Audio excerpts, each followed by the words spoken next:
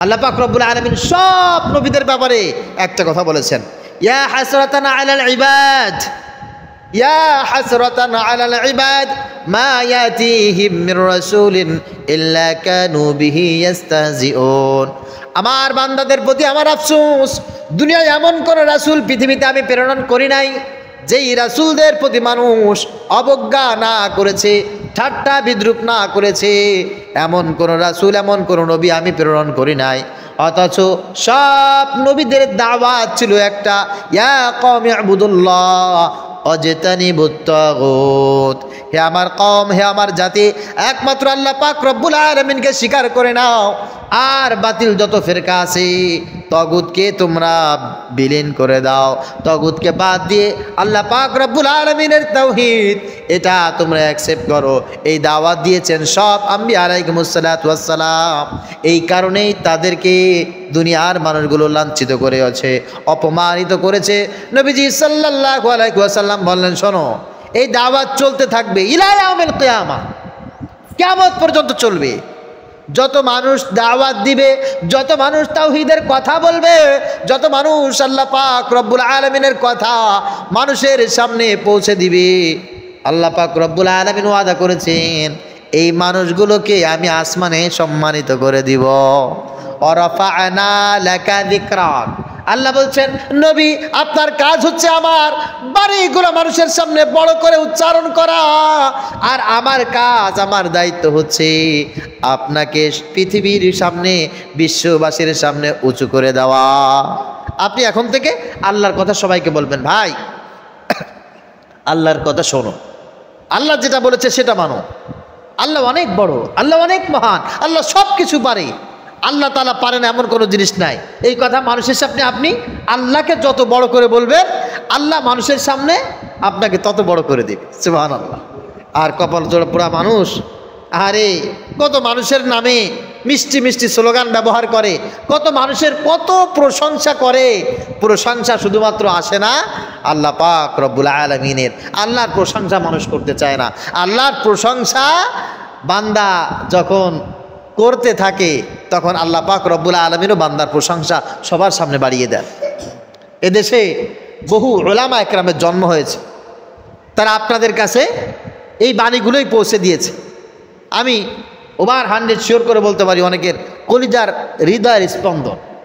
অনেক বহু আলেম, তারা কোনোদিন আপনাদেরকে দাওয়াত করেও খাওয়ায় নাই, কোনোদিন তাদের সাথে আপনার মুসাফাও হয় নাই, কোনোদিন তাদের বাড়িও আপনি যান নাই, কিন্তু তাদেরকে এত মহব্বত করেন, এত ভালোবাসেন। নিজের রক্তের মানুষের প্রতি এত ভালোবাসা, এত টান আপনার নাই। তাহলে এই ভালোবাসাটা তৈরি করে দিয়েছেন কে? আল্লাহ পাক রব্বুল আলামিন তৈরি করে দিয়েছেন। নবীজি সাল্লাল্লাহু আলাইহি সাল্লামের কাছে কয়েকজন আসছে, ইয়া রাসূলুল্লাহ, আমরা দেখলাম অনেক চিন্তা ফিকির করে এই মক্কায় আপনার মতো ভালো মানুষ হয় না। এখন আপনার শত্রু মিত্র তৈরি হয়ে গেছে। আপনি না মিথ্যা কথা বলেন, আপনি না কাউকে ঠকান, আপনি না গীবাত শিকায়ত করেন, আপনি কাউকে কষ্ট দেন না, আপনি অনাথকে সাহায্য করেন, বিধবাকে সহযোগিতা করেন। আপনার মতো ভালো মানুষ হয় না। তো আমরা চিন্তা ফিকির করলাম যে আমরা আপনার প্রতি ঈমান আন। নবীজি বলেন, কেন? বলে আপনার মনে কষ্ট, ঈমান না আনলে মানুষ আপনাকে কবুল করতেছে না, ঈমান আনতেছে না, এজন্য আপনার প্রতি আমরা কৃতজ্ঞ হয়ে ঈমান আনব। নবীজি সাল্লাল্লাহু আলাইহি ওয়াসাল্লামের জন্মের এবং মৃত্যুর এই মাসকে কেন্দ্র করে উম্মতের ভিতরে কিছু খেলাফি কাজ হয়ে থাকে, বিদআত হয়ে থাকে, যেগুলি আমাদের জন্য করণীয়, উচিত নয়, আমাদের জন্য শোভনীয় নয়। আবার কিছু সংখ্যক মানুষ আছে এই মাসটিকে একেবারে অন্য মাসের মতোই সেম মনে করে। এটাও আসলে অনুচিত। একেবারে বাড়াবাড়ি করে বিদআত পর্যন্ত পৌঁছে যাওয়া, ছাড়াছাড়ি করে টোটালে সব কিছু বাদ দেওয়া, দুটির কোনোটি উচিত নয়। মধ্যম পন্থা অবলম্বন করে যখন রবিউল আউয়াল মাস আসে, নবীজি সাল্লাল্লাহু আলাইহি সাল্লামের জীবন বৃত্তান্ত উম্মতেরা আলোচনা করবে, মানুষের সামনে উপস্থাপন করবে। এর ভিতরে আমাদের জন্য কি শিক্ষণীয় আছে, কি বর্জনীয় আছে, সেগুলি নিজেরা অর্জন করবে, নিজেরা জানবে, সমাজের ভিতরে সেগুলো ছড়িয়ে দিবে। এটাই হোক এই মাসের সবচাইতে উল্লেখযোগ্য কাজ। আমরা দেখেছি গতকাল বাংলাদেশে বিভিন্ন অঞ্চলে, বিশেষ করে চট্টগ্রাম, ঢাকায়ও কিছু কিছু জায়গায় তারা অতি রঞ্জিত হয়ে ঢোল তবলা নিয়ে, বাঁশি নিয়ে, গাড়ি ঘোড়া নিয়ে নানানভাবে তারা মিছিল করছে, যেটা নাম দিয়েছে তারা বিভিন্ন নামে নামকরণ, ঈদে মিলাদুন্নবী, সকল ঈদের বড় ঈদ ইত্যাদি ইত্যাদি। নবীজি সাল্লাল্লাহু আলাইহি ওয়াসাল্লাম আল্লাহ পাক রব্বুল আলামিনের তরফ থেকে তৃতীয় ঈদের কোনো মেসেজ দেন নাই। অর্থাৎ আমাদের জন্য ঈদ হচ্ছে দুটি, একটা হচ্ছে ঈদুল ফিতর আর একটা হচ্ছে ঈদুল আযহা। রবিউল আউয়াল এটা সর্বশ্রেষ্ঠ ঈদ, সকল ঈদের সেরা ঈদ, এরকম কোনো মেসেজ আমাদের কাছে আল্লাহর তরফ থেকেও নাই, নবীজি সাল্লাল্লাহু আলাইহি সাল্লামের পক্ষ থেকেও নাই। এর জন্য যে বিশাল র্যালি বের করা হয়, এই র্যালি করা হয়, মিছিল দেওয়া হয় ইত্যাদি ইত্যাদি, এগুলা অনেক বেশি বাড়াবাড়ি।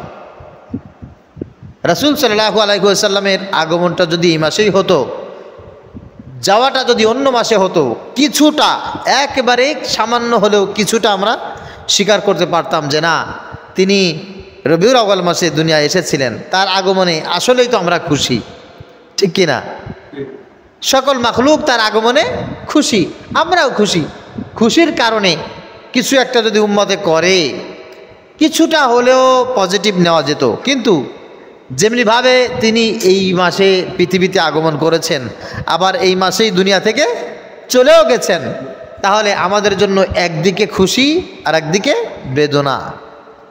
এই বেদনার সময় আমরা মিছিল করতে পারি না, এই বেদনার সময় আমরা আনন্দ উপভোগ করতে পারি না, এই বেদনাটা আমরা এইভাবে প্রকাশ করতে পারি না। নবীজি সাল্লাল্লাহু আলাইহি সাল্লামের আল্লাহ পাক রব্বুল আলামিন এমন একটা কারিশমা দেখাইলেন যে মাসে তিনি আসছেন, আবার ওই মাসেই তিনি চলে গেছেন। তার মানে হচ্ছে উম্মতের ভিতরে একটা দ্বিধাদ্বন্দ্ব থাকলেও থাকতে পারে, তারা বাড়াবাড়ি করলেও করতে পারে। এই জন্য আল্লাহ পাক রব্বুল আলামিন দুটি দিবস একই মাসেই রেখেছেন। আজকে দীর্ঘক্ষণ আলোচনা হবে ইনশাআল্লাহ। বাদেশা আলোচনা করবেন, প্রখ্যাত আলেমে দ্বীন, তিনি আসবেন, কথা বলবেন।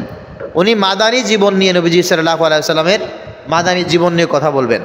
আমি মাক্কি জীবন নিয়ে কিছু ধারণা এই জাতির সামনে পেশ করার ইখতিয়ার করছি। আল্লাহ পাক রব্বুল আলামিন যেন তৌফিক এনায়েত করেন, সকলে বলি আল্লাহুম্মা আমিন।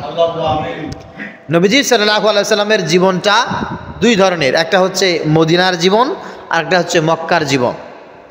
নবুয়াতি পাওয়ার পর নবীজি সাল্লাল্লাহু আলাইহি ওয়াসাল্লাম 13টি বছর তিনি মক্কায় কাটিয়েছেন। জন্মের পর থেকে তো তিনি মক্কায় ছিলেন। তো দেখা যাচ্ছে যে জন্মের পর থেকে 40 বছর বয়সে তিনি নবুয়ত প্রাপ্ত হয়েছেন, আর 13টি বছর তিনি মক্কায় দাওয়াত দিয়েছেন। তাহলে 40 বছর আর 13 বছর, 53 বছর তিনি মক্কায় কাটিয়েছেন। এই সময়টাকে বলা হয় মাক্কি জীবন। বিশেষ করে নবুয়তি পাওয়ার পর যেই 13টি বছর তিনি মক্কায় ছিলেন, এই সময়টা হচ্ছে মাক্কি জীবন। আর তিনি মদিনায় যখন চলে গেছেন তখন তার বয়স 53 বছর, 63 বছর বয়সে তিনি ইন্তেকাল করেছেন। মদিনায় কাটিয়েছেন তাহলে কয় বছর? 10 বছর। এই 10 বছর সময়টি হচ্ছে মাদানী জীবন। মক্কায় অবস্থানকালে যেই সূরাগুলি নাজিল হয়েছে, কোরআনুল কারীমের যে আয়াতগুলি নাজিল হয়েছে, এই আয়াত বা এই সূরাকে বলা হয় মাক্কি সূরা, মাক্কি আয়াত। আর হিজরতের পর অর্থাৎ মদিনায় যাওয়ার পর যে সূরাগুলি নাজিল হয়েছে, এই সূরাগুলিকে বলা হয় মাদানী সূরা বা মাদানী আয়াত। মাক্কি সূরার ভিতরে কিছু বৈশিষ্ট্য আছে, সেই বৈশিষ্ট্যের ভিতরে সবচাইতে বড় বৈশিষ্ট্য হচ্ছে এখানে 3টি বিষয় নিয়ে আলোচনা করা হয়েছে। কয়টি বিষয়? তাওহীদ, রিসালাত, আখিরাত, এই 3টি বিষয় আলোচনা করা হয়েছে। তাওহীদ, আল্লাহ পাক রব্বুল আলামিনের একত্ববাদ। মাক্কি জীবনে যত আয়াত নাজিল হয়েছে, নবীজি সাল্লাল্লাহু আলাইহি সাল্লাম জাতির সামনে যা পেশ করেছেন, সব হচ্ছে একমাত্র আল্লাহর গোলামি করো, আল্লাহকে স্বীকার করে নাও, সফল হয়ে যাবে। দুনিয়ার সব কিছুর দাসত্ব গোলামি বাদ দিয়ে আল্লাহর দাসত্ব গোলামি স্বীকার করে নাও, এটা হচ্ছে তাওহীদ। এক আল্লাহর দিকে মানুষকে ডাকা, এক আল্লাহর সব কিছু মেনে নেওয়া। 2 নম্বর হচ্ছে রিসালাত। আল্লাহ পাক রব্বুল আলামিন তাকে মানতে হবে, শুধু তাকে মানলেই যথেষ্ট নয়, তার পাশাপাশি তার প্রেরিত রাসূল আছে, এই রাসূলের উপরে ঈমান আনতে হবে। তার ভিতরে উল্লেখযোগ্য শেষ পয়গম্বর মুহাম্মদুর রাসূলুল্লাহ সাল্লাল্লাহু আলাইহি ওয়াসাল্লাম, নবীজি সাল্লাল্লাহু আলাইহি ওয়াসাল্লামের উপরে ঈমান আনতে হবে। রিসালাতকে যদি কোনো মানুষ মানতে না পারে তাহলে তাওহীদ মেনে কি করবে বলেন? এই জন্য 1 নম্বরে ছিল তাওহীদ, 2 নম্বরে ছিল রিসালাত, 3 নম্বরে হচ্ছে আখিরাত। আল্লাহকে মানতে হবে কেন? বলে মরণের পর আল্লাহর সামনে দাঁড়াতে হবে। নবীজি সাল্লাল্লাহু আলাইহি ওয়াসাল্লামকে মানতে হবে কেন? বাদাল মাউত নবীজি সাল্লাল্লাহু আলাইহি ওয়াসাল্লামের সুপারিশ ছাড়া জান্নাতে যাওয়ার কোনো সুযোগ নাই। আল্লাহ জিজ্ঞাসা করবে, এই কাজ করেছো? করেছি। ওই কাজ করেছিলে? করেছিলাম। কিভাবে করেছিলে? কার মতো করে করেছিলে?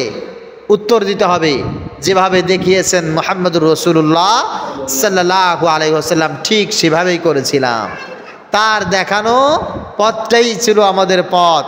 এই চিন্তা ফিকির মাথার ভিতরে রেখে সামনে চলা, এটা হচ্ছে একজন ইমানদারের সবচেয়ে বড় গুরু দায়িত্ব। এই জন্য নবীজি সাল্লাল্লাহু আলাইহি ওয়াসাল্লামের মাক্কি জীবনী নিয়ে যদি আমাদেরকে আলোচনা করতে হয়, সামনে 3টি বিষয় রাখতে হবে: তাওহীদ, রিসালাত আর আখিরাত। প্রিয় হাজরিন, প্রথমে যে বিষয়টি আমি বলেছি তা হচ্ছে নবীজি সাল্লাল্লাহু আলাইহি ওয়াসাল্লামের জীবনীকে বা জন্মকে আর মৃত্যুকে কেন্দ্র করে আমাদের কি করা উচিত, কি করা উচিত না। সুন্দর একটা মেসেজ আমরা পেয়ে গেছি যে আমরা ওই দিন মসজিদটাকে সুন্দর করে বিউটিফিকেশন করব, এরকম নাকি? লাল নীল বাতি সুন্দর করে সেট করে সবাইকে দাওয়াত দিয়ে কয়েকটা খিচুড়ি পাকাইলাম, জিলাপি সব কিছু কিনে এনে এ জায়গা আচ্ছা মতো মিলাদ কিয়াম করলাম আর খাইলাম। বুঝা গেল এটা মিলাদুন নবী হতে পারে না। যদি এটা হতো হযরত আবু বকর রাদিয়াল্লাহু তাআলা আনহু তাই করতেন, সাহাবা আজমাইন তাই করতেন, তাবিন তাই করতেন। তো এখন যারা এগুলি করছে এরা কোথায় পেয়েছে? এর উত্তর হচ্ছে খুব সহজ। এরা এখন যা চলতেছে বিষয়টা এরকম শেষ তা নয়, সামনে আরও অনেক স্টেপ বাই স্টেপ বাড়তে থাকবে, অনেক দূর পর্যন্ত চলতে থাকবে। যতদিন পর্যন্ত এইটা নিয়ে ব্যবসা চলবে, এটা নিয়ে কবর পূজা চলবে, পেট পূজা চলবে, দল পূজা চলবে, মানুষকে নিজের দিকে ডাকার সুযোগ থাকবে, ততদিন পর্যন্ত মানুষ এগুলো করতেই থাকবে। আমরা ওই দিকে যাব না। যে পথে নবীজি সাল্লাল্লাহু আলাইহি ওয়াসাল্লাম আমাদেরকে যেতে বলেছেন, থাকতে বলেছেন, আমরা সেই পথে থাকার, সেই পথে যাওয়ার চেষ্টা করব ইনশাআল্লাহ। আল্লাহ তাআলা তৌফিক দান করুক, সকলে পড়ি আমিন। নবীজি সাল্লাল্লাহু আলাইহি ওয়াসাল্লামের কাছে যখন নবুয়তি আসলো, আসার পর উনি সর্বপ্রথম দাওয়াতটা কাকে দিয়েছিলেন? একেবারে পৃথিবীতে সবচাইতে কাছের মানুষটা হযরত খাদিজাতুল কুবরা রাদিয়াল্লাহু তাআলা আনহা, তাকেই দাওয়াত দিয়েছিলেন। আমরা নামাজের দাওয়াত, দিনের দাওয়াত সর্বপ্রথম কাকে দেব? আমার আপনজন যারা আছে তাকে দেব, আমার কাছের মানুষ যারা আছে তাকে দেব। খাদিজাতুল কুবরা রাদিয়াল্লাহু তাআলা আনহাকে ইসলামের দাওয়াত দিলেন, হযরত আলী রাদিয়াল্লাহু তাআলা আনহুকে ইসলামের দাওয়াত দিলেন, কাছের যারা আছে 2-1 তাদেরকে দাওয়াত দিলেন। কিন্তু এই দাওয়াত তো যথেষ্ট নয়। আল্লাহ পাক রব্বুল আলামিন আয়াত নাজিল করে দিলেন, ওয়ানযির আশীরাতাকাল আকরাবিন। হে নবী, আপনার নিকটবর্তী যারা আছে, কাছের যারা আছে, বংশের যারা আছে, প্রতিবেশী যারা আছে, এদেরকে আপনি দ্বীনের দাওয়াত দেন, তাওহীদের দাওয়াতটা এদের কাছে পৌঁছে দেন, রিসালাতের দাওয়াত এদের কাছে পৌঁছে দেন, কিয়ামতের ময়দানের বর্ণনা তাদের কাছে আপনি পৌঁছে দেন। আমি আল্লাহ পাক রব্বুল আলামিন দেখতে চাই আপনি আপনার কাছের মানুষগুলোকে কত পরিমাণ দাওয়াত দিয়েছেন। শুধু তাই না, নামাজের ব্যাপারে, রোজার ব্যাপারে, হজের ব্যাপারে, যাকাতের ব্যাপারে, সব কিছুর ব্যাপারে আমাদের জন্য প্রথম দায়িত্ব, কর্তব্য হচ্ছে আমি আমার পরিবারস্থ যারা আছে, আমার অধীনস্থ যারা আছে তাদের কাছে সবার আগে দাওয়াতটা পৌঁছে দিব। ওয়া'মুর আহলাকা বিস-সালাতি ওয়াসতাবির আলাইহা লা নাসআলুকা রিজকা নাহনু নারযুকুকা ওয়াল আকিবাতু লিত-তাকওয়া। আল্লাহ পাক রব্বুল আলামিন বলেন, নবী আপনি আপনার পরিবারকে দাওয়াত দেন, নবীজি সাল্লাল্লাহু আলাইহি ওয়াসাল্লামের জীবনী থেকে সর্বপ্রথম যে মেসেজ নিতে হবে তা হচ্ছে, আমি আমার মাকে দাওয়াত দিব, বাবাকে দাওয়াত দিব, আমি আমার স্ত্রীকে, আমার ছেলেকে, আমার মেয়েকে আমি দাওয়াত দিব। আজকে আমরা এই কাজটা না করে অন্যের কাছে দাওয়াত পৌঁছে দিই। কত হাজি সাহেব এই মসজিদও আসবে, দেখবেন সামনের কাতারে নামাজ পড়বে, এখানে এসে খুব বড় বড় করে মেসেজ দিয়ে যাবে, চেয়ারে বসে মেহরাবে বসে বড় বড় দাওয়াত দিয়ে যাবে, অথচ সে যখন মসজিদে কথা বলছে তখন তার ছেলে নামাজ বাদ দিয়ে ঘুমাচ্ছে, তার মেয়ে কলেজে যে আড্ডা দিচ্ছে নামাজের কাছেও নাই, তার স্ত্রী পর্দার কাছেও নাই। এটা কি কোনো মুমিনের কাজ হতে পারে? কখনো কোনো অবস্থায় না, কোনো অবস্থায় না। আল্লাহ পাক রব্বুল আলামিন বলেন, ইয়া আইয়ুহাল্লাযীনা আমানু কু আনফুসাকুম ওয়া আহলিকুম নারা, হে ঈমানদারগণ তুমি তোমাকে জাহান্নামের আগুন থেকে বাঁচাও, তাওহীদ স্বীকার করে নাও, রিসালাত স্বীকার করে নাও, কিয়ামতের ময়দানের সব কিছুর প্রতি ঈমান আনো, নিজেকে জাহান্নামের আগুন থেকে বাঁচাও। আর পরবর্তীতে যেই কাজটা তোমার তা হচ্ছে ওয়া আহলিকুম নারা, এই দাওয়াতটা তুমি তোমার মাকে দাও, তুমি তোমার বাবাকে দাও, সন্তানকে দাও, আত্মীয় স্বজন যারা আছে তাদের কাছে পৌঁছে দাও। ওরা যদি সবাই ভালো হয়ে যায়, আমি নবীজি সাল্লাল্লাহু আলাইহি ওয়াসাল্লাম বললাম, খায়রুকুম, তোমাদের ভিতরে সবচাইতে উত্তম মানুষ হচ্ছে তারা, খায়রুকুম লি আহলিহি, যে মানুষটাকে তার মা ভালো বলবে, বাবা ভালো বলবে, স্ত্রী ভালো বলবে, সন্তান ভালো বলবে, ওই মানুষটাই হচ্ছে সবচাইতে বেশি উত্তম ভালো মানুষ। ভালো মানুষ হতে গেলে কাছের মানুষকে দাওয়াত দিয়ে ভালো বানাতে হবে। নবীজি সাল্লাল্লাহু আলাইহি ওয়াসাল্লামের কাছে যখন আয়াত নাজিল হলো, নবীজি সাল্লাল্লাহু আলাইহি ওয়াসাল্লাম জাবালে আবু কুবায়সে উঠলেন, পাহাড়, বাইতুল্লাহর একেবারে নিকটবর্তী একটি পাহাড় আবু কুবায়স। ওই পাহাড়টা পৃথিবীর সবচাইতে বিশাল বিশাল ইতিহাসের সাক্ষী। ইকতারাবাতিস সাআতু ওয়ানশাক্কাল কমার ওয়া ইন ইয়ারাউ আয়াতান ইউরিদু ওয়া ইয়াকুলু সিহরুম মুস্তামির। আল্লাহ পাক রব্বুল আলামিন বলেন, কিয়ামত সন্নিকটই হয়েছে তখন যখন আমার রাসূলের আঙ্গুলের ইশারায় চাঁদ দ্বিখণ্ডিত হয়েছে। ওয়া ইন ইয়ারাউ আয়াতান ইউরিদু, যখন এটা পাবলিসিটি হয়ে গেল, সবার সামনে ওপেন হয়ে গেল, সবাই দেখলো, কাফেররা কি বললো, ওয়া ইয়াকুলু সিহরুম মুস্তামির, এটা হচ্ছে স্পষ্ট জাদু। নাউজুবিল্লাহ পড়েন। এই এক টুকরা চাঁদ এসে জাবালে আবু কুবায়সের উপরে পড়েছিল। যখন আব্রাহাম বিশাল বড় হস্তি বাহিনী নিয়ে বাইতুল্লাহ ভাঙার জন্য আসছে, আব্দুল মুত্তালিব আর অসংখ্য পাদ্রীরা জাবালে আবু কুবায়সের উপরে দাঁড়িয়ে দাঁড়িয়ে স্বচক্ষে দেখেছে আল্লাহ পাক রব্বুল আলামিন তার দুশমনদেরকে কিভাবে আবাবিলের মাধ্যমে সব ভ্যানিশ করে দিয়েছে। এই পাহাড়ের উপরে দাঁড়িয়ে নবীজি সাল্লাল্লাহু আলাইহি ওয়াসাল্লাম বললেন, এই শোনো, বিপদ, মহা বড় বিপদ আসতেছে, বিপদ আসতেছে। নবীজির সাল্লাল্লাহু আলাইহি ওয়াসাল্লামের আওয়াজ শুনে সবাই ছুটে চলে আসছে, সামনে আসছে। মুহাম্মদ, কি বিপদ? অনেক বড় বিপদ। নবীজি সাল্লাল্লাহু আলাইহি ওয়াসাল্লাম সবাইকে রেখে বললেন, আমি তোমাদেরকে বিপদের কথা বলেছি, তোমাদের বিশ্বাস হয়েছে? হ্যাঁ, অবশ্যই বিশ্বাস হয়েছে। এখন আমি যদি তোমাদেরকে বলি, এই জাবাল আবু কুবায়সের ওপারে পিছন প্রান্তে হাজার হাজার কাফের, হাজার হাজার তোমাদের শত্রু, যারা তোমাদের মালের শত্রু, জানের শত্রু, এলাকার শত্রু, বংশের শত্রু, সব কিছুর শত্রু, এরা তোমাদের জন্য এই পিছনে অপেক্ষা করছে, তোমাদেরকে পাইলেই সব কিছু ধ্বংস করে দেবে, তোমাদেরকে হত্যা করবে। তোমরা কি আমার কথা বিশ্বাস করবে? সবাই বলল, অবশ্যই করব, কারণ তুমি হচ্ছে আল-আমিন, কোনোদিন তুমি মিথ্যা বলো না। নবীজি সাল্লাল্লাহু আলাইহি ওয়াসাল্লাম বললেন, হ্যাঁ শোনো, এটাই যদি তোমরা বিশ্বাস করে থাকো, এটাই যদি তোমাদের ভিতরে বিশ্বাস হয়ে থাকে, আমি তোমাদেরকে বলছি অচিরেই আমাদের মরণ হবে। মরণের পর আল্লাহ পাক রব্বুল আলামিনের কাছে আমরা দাঁড়াবো, আর সেই দিন আমার কাছে তোমাদের ব্যাপারে জানতে চাওয়া হবে। আমি সেই দিন তোমাদের ব্যাপারে সুপারিশ করলে জান্নাতে চলে যেতে পারবা, আর যদি তোমাদেরকে আমি সুপারিশ করতে না পারি, তোমাদের ব্যাপারে যদি আমি সার্টিফাই করতে না পারি, সব জাহান্নামে চলে যাবা। এই জন্য ইয়া আইয়ুহান নাস কুলু লা ইলাহা ইল্লাল্লাহ তুফলিহুন, হে আমার মক্কাবাসী, হে আমার জনগণ, হে আমার উম্মতেরা, লা ইলাহা ইল্লাল্লাহ স্বীকার করে নাও, আল্লাহ পাক রব্বুল আলামিন তোমাদেরকে সফল করে দিবেন। কেউ কোনো কথা বললো না, সবাই মাথা চুপ। আবু লাহাব একটা পাথর উঠিয়ে নবীজি সাল্লাল্লাহু আলাইহি ওয়াসাল্লামের উপর আঘাত করলেন। নাউজুবিল্লাহ পড়েন। তাব্বান লাকা লিহাযা জামাতানা, ইয়া মুহাম্মদ, তুমি কি এই কারণেই আমাদেরকে একত্রিত করেছো? ধ্বংস হও তুমি। নাউজুবিল্লাহ। এই কথা বলে নবীজি সাল্লাল্লাহু আলাইহি ওয়াসাল্লামকে আঘাত করেছে। নবীজি সাল্লাল্লাহু আলাইহি ওয়াসাল্লাম ব্যথিত হয়েছেন। জিবরিল আমিন এসে নবীজি সাল্লাল্লাহু আলাইহি ওয়াসাল্লামকে সান্ত্বনা দিয়েছেন। ইয়া রাসূলুল্লাহ, ইয়া হাবিবাল্লাহ, আল্লাহ পাক রব্বুল আলামিন বলেছেন আপনি যদি চান সবাইকে আল্লাহ পাক রব্বুল আলামিন ধ্বংস করে দিবে, এই জমিন উল্টায় দেবে, সব ভ্যানিশ করে দিবে। নবীজি সাল্লাল্লাহু আলাইহি ওয়াসাল্লাম আল্লাহর কাছে দুটি হাত তুলে দোয়া করেছেন, আল্লাহুম্মা হাদি কওমি ফাইন্নাহুম লা ইয়ালামুন।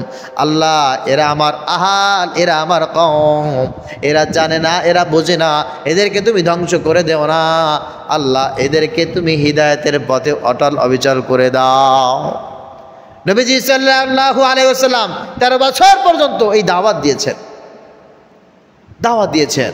ঘরে ঘরে, গোপনে, প্রকাশ্যে, যেখানে অবস্থায়, বাজারে, যাকে যে অবস্থায় পেয়েছেন শুধু দাওয়াত দিয়েছেন।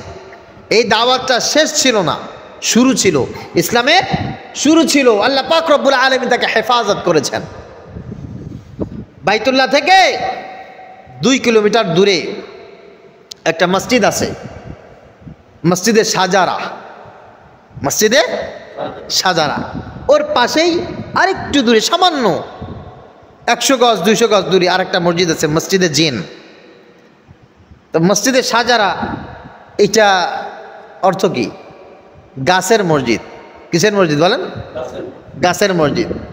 নবীজি সাল্লাল্লাহু আলাইহি ওয়াসাল্লাম রাতের বেলা এখান থেকে হেঁটে হেঁটে হেঁটে হেঁটে জিনদেরকে দাওয়াত দেওয়ার জন্য একটা জায়গা ছিল, ওখানে যেতেন। ওখানে রাতের বেলা জিনেরা আসতো। জিনদের কাছে নবীজি সাল্লাল্লাহু আলাইহি ওয়াসাল্লাম তাওহীদের বাণীগুলো প্রচার করতেন। আল্লাহ পাক রব্বুল আলামিন যে আয়াতগুলো নাজিল করতেন, এই আয়াতগুলো এক একটা করে সব তাদেরকে শুনিয়ে দিতেন। জিনরা অল্পতে বুঝতো। মানুষ যেমন অল্পতে বোঝে না, একটু বেশি বলা লাগে, জিনেরা অল্পতে বুঝতো। যেই জায়গাটিতে নবীজি সাল্লাল্লাহু আলাইহি ওয়াসাল্লাম জিনদেরকে দাওয়াত দিতেন, ওই জায়গায় মসজিদে জিন হয়েছে। ওখান থেকে আসার পর হঠাৎ করে দেখা হয়ে গেছে একজন কাফেরের সাথে, আবু জাহেলের সাথে। আবু জাহেল বলতেছে, কিরে মুহাম্মদ, কোথায় গিয়েছিলে? গিয়েছিলাম দাওয়াত দিতে, ইসলামের দাওয়াত দিতে। কাদের সাথে? কাকে দাওয়াত দিতে গিয়েছিলে? দাওয়াত দিতে গিয়েছিলাম জিনদেরকে। অবাক হয়েছে, জিনরা দাওয়াত শুনেছে? হ্যাঁ শুনেছে। তো জিনদেরকে আমি যেই দাওয়াত দিয়েছি সেই দাওয়াতটা তোমাকেও দিচ্ছি, আপনাকেও আমি আল্লাহ পাক রব্বুল আলামিনের কালেমা স্বীকার করার জন্য দাওয়াত দিলাম। আবু জাহেল তখন বলছি, তাই নাকি? আমাকে তুমি দাওয়াত দাও, জিনরা তোমার কথা শোনে, জিনরা তোমাদের সাথে কথা বলে, তোমার সব কিছু স্বীকার করে নাই, এটা আমার বিশ্বাস হয় না। আমার বিশ্বাস হবে তখন ওই যে একটা গাছ আছে, ওই গাছটারে ডেকে এখানে নিয়ে আসো। কি করো? ওই গাছটাকে এখানে নিয়ে আসো। জিনেরা যদি তোমার কথা শোনে, জিনদের সাথে যদি তোমার স্পেশাল বৈঠক হয়, তাওহীদের দাওয়াত যদি ওদেরকে দাও, তাহলে গাছটাকে দাওয়াত দিলে তো এখানে চলে আসবে। তুমি এক কাজ করো, গাছটাকে দাওয়াত দিলে যদি এখানে আসে কি হবে? তাহলে আমি বিশ্বাস করব, আমি তোমার আল্লাহকে স্বীকার করে নেব। নবীজি সাল্লাল্লাহু আলাইহি ওয়াসাল্লাম আল্লাহ পাক রব্বুল আলামিনের কাছে দোয়া করলেন। দোয়া করার পর গাছটিকে ডাক দিলেন, আর সঙ্গে সঙ্গে গাছটা হেঁটে নবীজি সাল্লাল্লাহু আলাইহি ওয়াসাল্লামের সামনে চলে আসলো। সুবহানাল্লাহ। ওখানে একটা মসজিদ নির্মাণ হয়েছে, মসজিদে সাজারা, গাছের মসজিদ। নবীজি সাল্লাল্লাহু আলাইহি ওয়াসাল্লাম মক্কি জীবনে সবচাইতে বেশি খুশি হয়ে যেতেন যখন দেখতেন একজন মানুষ কালমা পড়ে মুসলমান হয়ে গেছে। এর চাইতে বেশি খুশির বিষয় তার কাছে আর ছিল না। খুশি হতেন যখন দেখতেন যে একজন মানুষ কালমা পড়েছে, মুসলমান হয়ে গেছে। যখন মুসলমান হতো নবীজি অনেক খুশি হতেন, আল্লাহর কাছে অনেক দোয়া করতেন। তায়েফে দুটি মসজিদ আছে পাশাপাশি একেবারে। একটা মসজিদে আদ্দাস, আর একটা মসজিদে আলী। মসজিদে আলী হযরত আলী রাদিয়াল্লাহু তাআলা আনহুর শাসন আমলে ওইটা ছিল সবচেয়ে বড় কোর্ট। আলী রাদিয়াল্লাহু তাআলা আনহু ওখানে বসে সব বিচার সালিশ করতেন। এই মসজিদটা হচ্ছে মসজিদ আলী। ওই মসজিদের সামনের একটু ব্যাকে গেলে একটা গোল চত্বর আছে। ওই গোল চত্বরে ছোট ছোট বাবলা গাছ আছে, একটা সীমানা দেওয়া আছে। তুর্কিদের আমলে ওইটার চিহ্ন অনেক বড় ছিল। যখন তুর্কিরা চলে সৌদি গভর্নমেন্ট ওখানে এসে সব কিছু অ্যাটাক করেছে, ওই চিহ্নগুলো উঠিয়ে দিয়েছে। ওই বাবলা গাছ যেখানে আছে ওই জায়গাটিতে তায়েফের মানুষেরা নবীজি সাল্লাল্লাহু আলাইহি ওয়াসাল্লামকে পাথর মেরে রক্তাক্ত করে ওখানে বেহুশ অবস্থায় ফেলে রেখে চলে গিয়েছে। ওখান থেকে নবীজি সাল্লাল্লাহু আলাইহি ওয়াসাল্লাম বেহুশ অবস্থায় পড়ে আছেন। কত মানুষ দেখতেছে, কেউ তাকে ধরেও না, কেউ তাকে তোলেও না, সেবা শুশ্রূষা কেউ করে না। পাশে একটা বিশাল বড় আঙ্গুরের বাগান। এই বাগানে একজন ব্যক্তি কাজ করতেছিলেন, তার নাম ছিল আদ্দাস রাদিয়াল্লাহু তাআলা আনহু। ওখান থেকে তিনি নবীজি সাল্লাল্লাহু আলাইহি ওয়াসাল্লামের রক্ত মুবারক শরীর দেখে কেঁপে উঠে কাঁদো কাঁদো চোখে দৌড়ে গিয়ে নবীজি সাল্লাল্লাহু আলাইহি ওয়াসাল্লামকে কাঁধে করলেন। ওখান থেকে নবীজি সাল্লাল্লাহু আলাইহি ওয়াসাল্লামকে তুলে এনে তার বাগানে শুয়ে দিলেন। আঙুর চিপড়ে নবীজি সাল্লাল্লাহু আলাইহি ওয়াসাল্লামের মুখের ভিতরে আঙুরের রস দিলেন। যখন তার জ্ঞান ফিরল, ওখান থেকে নিয়ে তার বাড়ি একেবারেই পাশে, বাড়ির ভিতরে নবীজি সাল্লাল্লাহু আলাইহি ওয়াসাল্লামকে বিশ্রাম করার জন্য রাখলেন। ওখানে নবীজি সাল্লাল্লাহু আলাইহি ওয়াসাল্লামের সেবা শুশ্রূষা করার পর তিনি অনেকটা সুস্থ হয়ে গেলেন। যেই জায়গাটিতে নবীজি সাল্লাল্লাহু আলাইহি ওয়াসাল্লামের ট্রিটমেন্ট হয়েছিল ওটাই ছিল হযরত আদ্দাসের বাড়ি। এখন হচ্ছে ওখানে হযরতে মসজিদে আদ্দাস রাদিয়াল্লাহু তাআলা আনহু। ওই মসজিদের কাছে গেলে, ওই এলাকার ভিতরে প্রবেশ করলে দেখা যায় যে নবীজি সাল্লাল্লাহু আলাইহি ওয়াসাল্লাম এই তাওহীদের বাণী মানুষকে দেওয়ার জন্য কতটা কষ্ট করেছেন। মক্কা আর তায়েফ খুব বেশি দূরে নয়, খুব বেশি দূরে নয়, এই মনে করেন যে 130-40 কিলোমিটার। এখান থেকে মক্কা থেকে তায়েফ শহর এই দূরত্বে তায়েফের উচ্চতা হচ্ছে 3500 ফিট। কত? মক্কার জমিন থেকে তায়েফের জমিন উচ্চতায় 3500 ফিট। মক্কার মানুষগুলো গরমে জিহ্বা শুকিয়ে যায়, ঠোঁট শুকিয়ে যায়, এমনকি দুগ্ধপায়ী মায়ের স্তনের দুধ পর্যন্ত শুকিয়ে যায়। আর যখন মানুষ ওখান থেকে তায়েফে চলে আসে তখন মানুষের ঠান্ডা লাগে। সুবহানাল্লাহ। মক্কায় একটা ঘাস জন্মায় না, জন্মানোর আগেই তা পুড়ে ভস্ম হয়ে যায়। রাতের বেলা ঘাস জন্মাইছে, দিনের বেলা সব পুড়ে ভস্ম হয়ে গেছে। আর তায়েফে আলহামদুলিল্লাহ সব ধরনের ফসল, সব ধরনের ফল ফলাদি একেবারে সবুজ বৃক্ষের মতো সব কিছু বাংলাদেশের মতোই দেখা যায়, বাংলাদেশের মতোই। নবীজি সাল্লাল্লাহু আলাইহি ওয়াসাল্লাম এখানে এসে দাওয়াত দিয়েছেন, মানুষকে বুঝিয়েছেন। আর মানুষগুলো এত তেড়া ছিল, মানুষগুলো এত খারাপ ছিল, নবীজি সাল্লাল্লাহু আলাইহি ওয়াসাল্লামকে এইভাবে রক্তাক্ত করেছে যা মক্কার মানুষ পর্যন্ত, এত কঠিন হৃদয়ের মানুষরা তারাও সাহস করে নাই। এই জায়গায় বসে নবীজি সাল্লাল্লাহু আলাইহি ওয়াসাল্লামকে রক্তাক্ত করা হয়েছে। যেখানে রক্তাক্ত করা হয়েছে একটু অদূরেই উতবার বাড়ি ছিল। আবু জেহেলের সন্তান উতবা আর উচাইবা, উতবার বাড়ি এখনো পর্যন্ত স্টিল নাও তার ওয়ালগুলো রয়েছে, জানালার কপাটগুলো আছে। ঘর বাড়ি নাই, ওয়ালটায় আছে, জানালার কপাট আছে, একটা পাঁচিল দিয়ে রাখা হয়েছে। এই সেই জাহান্নামী ছিলমারা নবীজি সাল্লাল্লাহু আলাইহি ওয়াসাল্লামকে হত্যা করতে এসেছিল, নবীজি সাল্লাল্লাহু আলাইহি ওয়াসাল্লামকে অপমান করেছিল, গালি দিয়েছিল। এই ব্যক্তির সেই থাকার আবাসস্থল হচ্ছে এইটা। ওর পাশেই রয়েছে সেই বুড়ির ঘর, এখনো পর্যন্ত রয়েছে। নবীজি সাল্লাল্লাহু আলাইহি ওয়াসাল্লাম যখন ওখান দিয়ে মসজিদে যেতেন, আহারে আহারে পাশেই মসজিদে নবী, মসজিদে নবী। এখন প্রথম যেবারে গেছিলাম মসজিদে ঢুকার অনুমতি ছিল, এই লাস্ট যখন গেছি মসজিদে ঢুকার আর অনুমতি নেই, আটকায় দেওয়া আছে। মসজিদে নবী সাল্লাল্লাহু আলাইহি ওয়াসাল্লাম, এই মসজিদে নবীজি সাল্লাল্লাহু আলাইহি ওয়াসাল্লামকে রাখা হয়েছিল। নবীজি সাল্লাল্লাহু আলাইহি ওয়াসাল্লাম ওখানে নামাজ পড়েছেন, ওনার ঘাম মুবারক এই মসজিদে বিয়ে টপ টপ টপ টপ করে পড়েছে। সেই ঘামের সুঘ্রাণ কয়েক শত বছর পর্যন্ত, হাজার বছর পরেও ওই মসজিদে ঢুকলে পরে নবীজি সাল্লাল্লাহু আলাইহি সাল্লামের ঘামের সেই মিশকা আম্বর ঘ্রাণ এখনো পর্যন্ত মসজিদ থেকে ছুটে আসে। একটা সুন্দর পাটার মতো একটা চমৎকার পাথর রয়েছে, যেখানে নবীজি সাল্লাল্লাহু আলাইহি সাল্লাম নামাজ আদায় করতেন, বিশ্রাম নিতেন। আমি সেখানে বসেছি। নামাজ পড়লে স্পেশাল কোনো সওয়াব নেই বিদায় নামাজ পড়ি নাই। বড় অবাক করা বিষয়টা হচ্ছে, নবীজি সাল্লাল্লাহু আলাইহি সাল্লাম যখন এখানে বসতেন, নামাজ আদায় করতেন, অনেক রাতে আসতেন, অনেক রাতে মসজিদে নবী মসজিদের ভিতরে আসতেন। আসার পথে ওই বুড়ির বাড়ির সামনে দিয়ে আসতে হতো।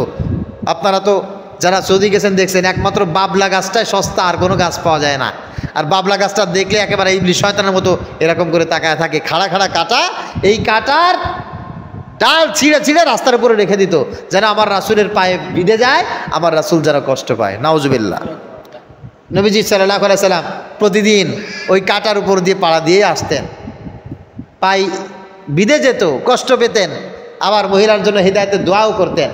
ওই মসজিদে বসে নামাজ আদায় করছে, ইবলিস শয়তান তার সাঙ্গপাঙ্গ নিয়ে এসে ওই বুড়িকে আর ওই উতবা ওদেরকে বলছে যে এভাবে এই নবীকে শেষ করা যাবে না। ওই যে পাহাড় দেখতেছো না, ওই পাহাড়ের উপরে একটা কাজ করো, সুন্দর করে একটা পাথর রেখে দাও। তাদের মাথার ভিতরে ইবলিস শয়তান এলহাম করেছে। ওই কয় শয়তান মিলে ইবলিস শয়তানের প্ররোচনায় বিশাল বড় একটা পাথর এমনভাবে রেখে দিয়েছে যে নবীজি সাল্লাল্লাহু আলাইহি সাল্লাম যখন মসজিদে নবী ওখানে বসে রুকু করবেন, সিজদা করবেন, বিশ্রাম করবেন, পাথরটা আস্তে করে ধাক্কা দিলে সব শেষ। একেবারে ট্রাকের চাকার মতো পিষে সব কিছু সমান হয়ে যাবে। ওই পাথরটা ওই অবস্থায় রেখে দিয়েছে। সকালবেলা নবীজি সাল্লাল্লাহু আলাইহি সাল্লাম যখন মসজিদে বসে আছেন, ইবলিস শয়তান তার দোসরদেরকে দিয়ে পাথরটা ধাক্কা দিবে। আল্লাহ পাক রব্বুল আলামিন বলছে, জিবরিল, আমার রাসূলকে এরা পাথর দিয়ে হত্যা করতে চায়, তুমি কি দেখো না? যাও ওই পাথরটা ওখানে জমায়ে দাও। সুবহানাল্লাহ। একটা পাথর নিচে ছোট্ট একটা পাথর দিয়ে জমায়ে দেওয়া হয়েছে। জিবরাইল আলাইহিস সালাতু ওয়াস সালাম ওই পাথর দিয়ে ওই পাথরটাকে আটকে দিয়েছেন। এখনো পর্যন্ত মসজিদে নবীর পাহাড়ের উপরে সেই পাথরটা ওই অবস্থায় আছে। সুবহানাল্লাহ। তার মানে বোঝা গেল দাওয়াত দিতে গিয়ে মানুষের কাছে কি পরিমাণ ঝুঁকি বহন করেছেন নবীজি সাল্লাল্লাহু আলাইহি ওয়াসাল্লাম। আপনার আমার কি আছে? কোনো বাধা আছে? কেউ পিটায়, কেউ গালি দেয়, কেউ মারতে আসে, বরঞ্চ দুই চার কথা যদি কাউকে শোনায়, এই যে জিলাপি এনে রাখছে, খাও, বিশাল বড় সওয়াবের কাজ করছে। নবীজি সাল্লাল্লাহু আলাইহি সাল্লামের দাওয়াতের জীবনটা এরকম ছিল।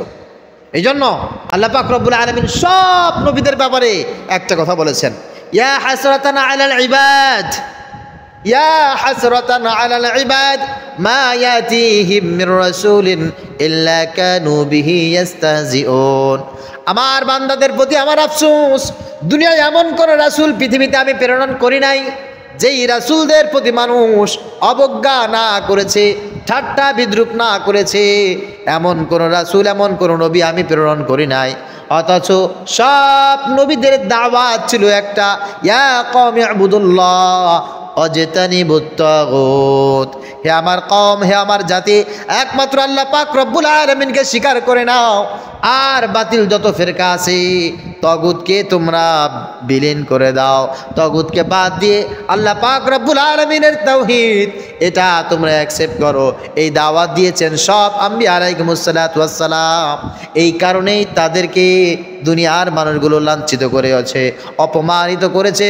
নবীজি সাল্লাল্লাহু আলাইহি ওয়াসাল্লাম বললেন, শোনো, এই দাওয়াত চলতে থাকবে ইলা ইয়াউমিল কিয়ামা, কিয়ামত পর্যন্ত চলবে। যত মানুষ দাওয়াত দিবে, যত মানুষ তাওহীদের কথা বলবে, যত মানুষ আল্লাহ পাক রব্বুল আলামিনের কথা মানুষের সামনে পৌঁছে দিবে, আল্লাহ পাক রব্বুল আলামিন ওয়াদা করেছেন এই মানুষগুলোকে আমি আসমানে সম্মানিত করে দিব। ওয়ারাফা'না লাকা যিকরাক। আল্লাহ বলছেন, নবী আপনার কাজ হচ্ছে আমার বাড়িগুলো মানুষের সামনে বড় করে উচ্চারণ করা, আর আমার কাজ, আমার দায়িত্ব হচ্ছে আপনাকে পৃথিবীর সামনে, বিশ্ববাসীর সামনে উঁচু করে দেওয়া। আপনি এখন থেকে আল্লাহর কথা সবাইকে বলবেন, ভাই আল্লাহর কথা শোনো, আল্লাহ যেটা বলেছে সেটা মানো। আল্লাহ অনেক বড়, আল্লাহ অনেক মহান, আল্লাহ সব কিছু পারে। আল্লাহ তাআলা পারেন এমন কোনো জিনিস নাই। এই কথা মানুষের সামনে আপনি আল্লাহকে যত বড় করে বলবেন, আল্লাহ মানুষের সামনে আপনাকে তত বড় করে দেবে। সুবহানাল্লাহ। আর কপাল জোড়া পোড়া মানুষ, আরে কত মানুষের নামে মিষ্টি মিষ্টি স্লোগান ব্যবহার করে, কত মানুষের কত প্রশংসা করে। প্রশংসা শুধুমাত্র আসে না আল্লাহ পাক রব্বুল আলামিনের। আল্লাহর প্রশংসা মানুষ করতে চায় না। আল্লাহর প্রশংসা বান্দা যখন করতে থাকে তখন আল্লাহ পাক রব্বুল আলামিনও বান্দার প্রশংসা সবার সামনে বাড়িয়ে দেন। এদেশে বহু উলামা একরামের জন্ম হয়েছে, তারা আপনাদের কাছে এই বাণীগুলোই পৌঁছে দিয়েছে। আমি ওভার 100 শিওর করে বলতে পারি অনেকের কলিজার হৃদয়ের স্পন্দন। অনেক বহু আলেম, তারা কোনোদিন আপনাদেরকে দাওয়াত করেও খাওয়ায় নাই, কোনোদিন তাদের সাথে আপনার মুসাফাও হয় নাই, কোনোদিন তাদের বাড়িও আপনি যান নাই, কিন্তু তাদেরকে এত মহব্বত করেন, এত ভালোবাসেন। নিজের রক্তের মানুষের প্রতি এত ভালোবাসা, এত টান আপনার নাই। তাহলে এই ভালোবাসাটা তৈরি করে দিয়েছেন কে? আল্লাহ পাক রব্বুল আলামিন তৈরি করে দিয়েছেন। নবীজি সাল্লাল্লাহু আলাইহি সাল্লামের কাছে কয়েকজন আসছে, ইয়া রাসূলুল্লাহ, আমরা দেখলাম অনেক চিন্তা ফিকির করে এই মক্কায় আপনার মতো ভালো মানুষ হয় না। এখন আপনার শত্রু মিত্র তৈরি হয়ে গেছে। আপনি না মিথ্যা কথা বলেন, আপনি না কাউকে ঠকান, আপনি না গীবাত শিকায়ত করেন, আপনি কাউকে কষ্ট দেন না, আপনি অনাথকে সাহায্য করেন, বিধবাকে সহযোগিতা করেন। আপনার মতো ভালো মানুষ হয় না। তো আমরা চিন্তা ফিকির করলাম যে আমরা আপনার প্রতি ঈমান আন। নবীজি বলেন কেন? বলে আপনার মনে কষ্ট, ঈমান না আনলে মানুষ আপনাকে কবুল করতেছে না, ঈমান আনতেছে না, এজন্য আপনার প্রতি আমরা কৃতজ্ঞ হয়ে ঈমান আনব। আল্লাহ পাক রব্বুল আলামিন বললেন, নবী এদেরকে আপনি একটু বলে দেন, ইয়ামুন্নুনা আলাইকা আন আসলামু কুল লা তামুন্নু আলাইয়া ইসলামাকুম বালিল্লাহু ইয়ামুন্নু আলাইকুম আন হাদাকুম লিল ঈমান। এরা আপনাকে খুশি করার জন্য যদি ঈমান আনে, এই ঈমান আল্লাহর দরকার নাই। আমাকে খুশি করার জন্য যদি ঈমান আনে, এই ঈমান আমি আল্লাহ পাক রব্বুল আলামিনের দরকার নাই। বরঞ্চ বালিল্লাহু ইয়ামুন্নু আলাইকুম আন হাদাকুম লিল ঈমান, এরা ঈমান আনবে, হিদায়াতের পরে আসবে এদের নিজেদের কল্যাণে, এদের নিজেদের পথ উন্মুক্ত করার জন্য ঈমান আনবে। দুনিয়ার সব মানুষগুলো যদি বেঈমান হয়ে যায় আর বেঈমান থেকেও যায়, আপনার কোনো কিছু আসে যায় না, আমি আল্লাহ পাক রব্বুল আলামিনের কাছে কোনো কিছু আসে যায় না। তবে হ্যাঁ, এমন একটা সময় আসবে আমি আল্লাহ পাক রব্বুল আলামিন সব মানুষের কলবের দিলের ভিতরে, মনের ভিতরে, অন্তরের ভিতরে আপনার মহাব্বত, দিনের মহাব্বত ইচ্ছা করে সব ঢুকায়া দেব। সুবহানাল্লাহ।